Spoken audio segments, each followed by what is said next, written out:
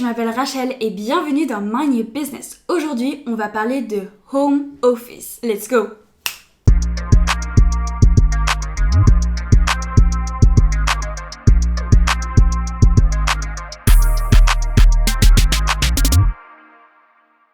Ok, je pense qu'on a tous un peu goûté au home office et c'est une pratique que moi j'adore. Vraiment j'adore parce que ça évite énormément de stress. Ça évite de perdre du temps dans les transports, ça permet de passer plus de temps avec sa famille, ça permet d'avoir plus de temps dans la journée, d'avoir le temps de se réveiller, de pas être stressé, de louper son train, de louper son bus, de beaucoup moins devoir voyager, d'être plus tranquille, d'être beaucoup moins dérangé en fait par des personnes déjà qui passent, qui marchent autour de nous. Parce que je sais pas vous, dites-le moi dans le commentaire, mais si vous êtes en open space, moi c'est vraiment quelque chose qui me dérange en fait pour travailler, d'être entourée. Moi je suis plutôt quelqu'un qui aime bien travailler à la maison seule. Quand j'étais à l'université, j'allais jamais à la bibliothèque pour travailler, c'était toujours à la maison seule, sans bruit, sans rien, et c'est comme ça que j'apprends le mieux, vraiment, et c'est comme ça que je travaille le mieux, que ma concentration elle est au top niveau.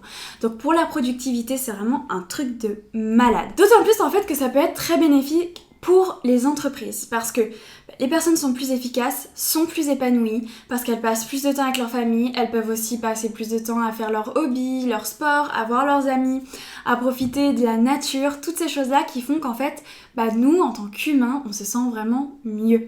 Du coup, ça c'est très bénéfique pour eux, parce que les gens sont plus épanouis, ils ont plus de plaisir à travailler, et aussi, faut pas l'oublier, ils peuvent réduire l'espace en fait des bureaux qu'ils ont et qu'ils louent.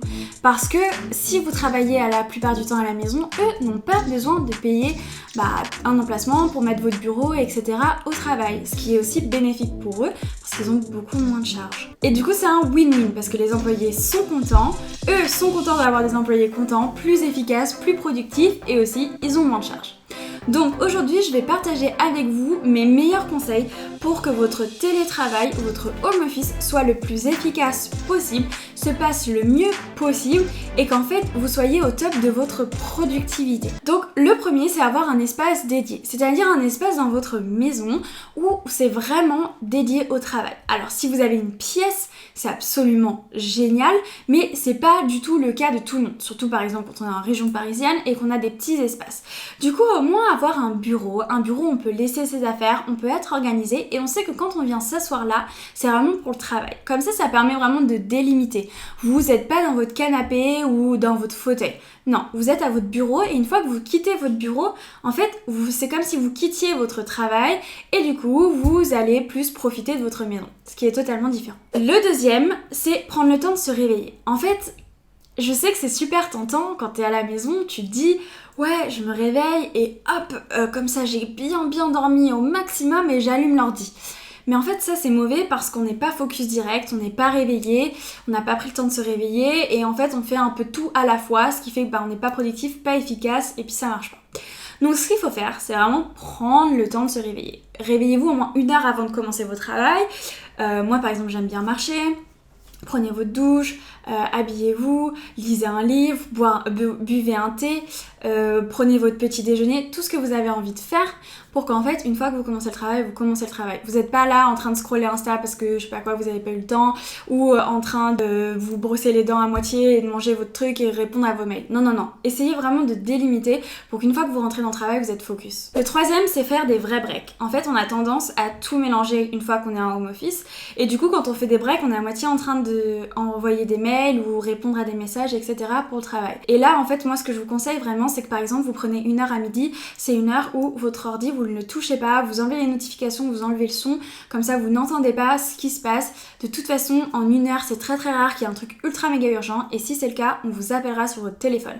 Mais au moins, essayez de fermer votre ordinateur, d'être tranquille et de prendre vraiment un break pour vous, pour manger en famille, pour faire votre sport, peu importe. Mais vraiment, c'est un break, au moins 1 heure le midi et puis 15 minutes le matin, 15 minutes l'après-midi. Voilà, pour garder un bon rythme. Quatrième, ça va être éloigner en fait toutes les tentations, style téléphone, télé. Parce que Le fait de travailler à la maison, c'est que vous avez l'opportunité d'arrêter plutôt le travail en fait. Une fois que vous avez fini le travail, vous pouvez fermer votre ordinateur. Vous n'avez pas besoin, comme au travail, de rester soi-disant pour faire les heures ou bien de rester pour faire bonne figure. Ce qui sert absolument à rien, soit dit en passant, qui est absolument une perte de temps. Mais du coup, quand vous êtes en home office, vous savez que vous êtes productif pendant 6 heures top du top, ce qui vaut sûrement des 7-8 heures au travail, mais après vous pouvez hop, fermer et passer à autre chose. Donc essayez de vraiment vous focus un max. Quand vous êtes en train de travailler, laissez vos téléphones loin, laissez la télé loin, enfin peu importe, les livres et tout ça, pour que vous soyez super focus et une fois que c'est fini, une fois que vous avez fait votre travail, c'est fini, c'est fini. Le 5e, fixez-vous un nombre d'heures maximum. Alors ça, j'ai entendu énormément en fait d'amis qui m'ont dit ouais mais moi j'ai l'impression que ça se finissait jamais, je travaille super tard le soir, etc. J'arrive pas à décrocher. Alors en fait mon meilleur conseil c'est vraiment de se fixer une heure, déjà une heure de fin. C'est-à-dire que moi, je me dis toujours, je ne travaille pas plus tard que 18h. Et si vraiment je travaille plus tard que 18h, c'est un cas d'extrême urgence, ce qui arrive très rarement. Et du coup, je me dis toujours 18h, c'est ma limite. Et aussi, je ne travaille pas plus de 8 heures dans la journée. Donc ça me permet vraiment de cadrer, je sais que j'ai ce temps-là pour faire mon travail, ce qui est quand même énorme en fait sur une journée, c'est beaucoup. Et si j'ai fait toutes mes heures, si j'ai tout fait, si je vois que j'ai encore du travail mais que c'est pas de l'extrême urgence, eh bien je laisse pour le lendemain. Et généralement en fait ça pose aucun souci parce que c'est comme ça qu'on travaille le plus efficacement et surtout que si vous arrêtez pas de pousser, votre travail sera de moindre qualité et du coup en fait ce sera pas vraiment bénéfique pour vous. Le 6e qui enchaîne en fait sur le point d'avant, c'est qu'une fois que c'est fini, on éteint tout. On éteint le téléphone du taf, on éteint l'ordi du taf pour vraiment couper. C'est-à-dire que vous n'êtes plus atteignable, c'est fini. En fait ce qu'il faut comprendre c'est que c'est à vous de décider si vous avez envie de travailler pendant vos moments off, pendant vos pauses. Donc c'est à vous de le décider. Si vous laissez en fait les gens rentrer dans votre intimité, rentrer dans vos moments off et que vous êtes toujours à répondre aux mails à ce moment-là, les gens s'attendront à ce que vous répondiez aux mails du tac au tac alors que vous n'êtes même pas censé travailler à ce moment-là et le jour où vous ne répondez pas, eh bien on vous dira mais qu'est-ce que vous étiez en train de faire, c'est pas normal. En fait, c'est pas normal de répondre à ces mails et à ces messages pendant ces moments off, pendant ces time off. Donc c'est à vous de mettre cette barrière. Donc n'hésitez pas, quand vous commencez un travail, et même si vous avez envie de changer et que ça fait longtemps que vous êtes dans votre travail, n'hésitez pas à dire en fait moi quand je pars, je pars. Et en fait c'est ce qui vous permettra vraiment de tenir et aussi de délimiter votre travail de votre vie perso. Surtout quand vous travaillez à la maison, il faut vraiment pas tout mélanger. C'est-à-dire qu'une fois que vous avez fini de travailler, allez passer du temps avec vos amis, vos familles, vos enfants, vos chiens, peu importe, mais ce moment, il est totalement dédié à ces personnes qui vous entourent, à vous-même aussi, prenez du temps pour vous, mais on stoppe avec tous les emails, avec le taf et avec toutes ces avalanches d'informations qui vous arrivent. Le 7e, c'est de sortir dehors. En fait, c'est vrai que quand on travaille depuis la maison, on n'a pas tout ce processus de prendre le métro, etc., d'aller au bureau, peut-être au bureau, on sort prendre un café dehors ou manger dehors. Donc on peut vite être coupé en fait de la vie sociale, tout simplement, et de l'extérieur, du contact avec la nature, etc. Et donc je vous conseille vraiment, moi ce que je fais c'est que tous les matins, je commence par 30 minutes de marche. Ça me permet d'être en contact avec les gens, parce qu'il faut pas oublier que l'humain est un animal social, donc il a besoin de voir des gens, de rencontrer des gens, de parler avec des gens. Donc j'aime bien me balader, voilà, dans le quartier. Je fais pas un truc de ouf, mais ça me permet en fait de prendre de l'air, de changer d'air, de changer d'environnement, puisqu'on est aussi tout le temps au même endroit. Donc voilà, de changer d'environnement, de voir des nouvelles têtes, des nouvelles personnes, de découvrir des nouveaux petits shops, etc. dans le quartier, peu importe. Mais voilà, le but c'est de s'offrir, de se changer et de se reset en fait. Et le but, c'est d'essayer au maximum quand même de prendre l'air pour se redonner un peu de contact, de chaleur, d'air frais, de communication, de baume au cœur, etc. Et le 8e, c'est garder le rythme. Alors, par exemple, pour les gens qui travaillent en entreprise, c'est quand même plus facile parce qu'il y a toujours un peu des horaires à respecter.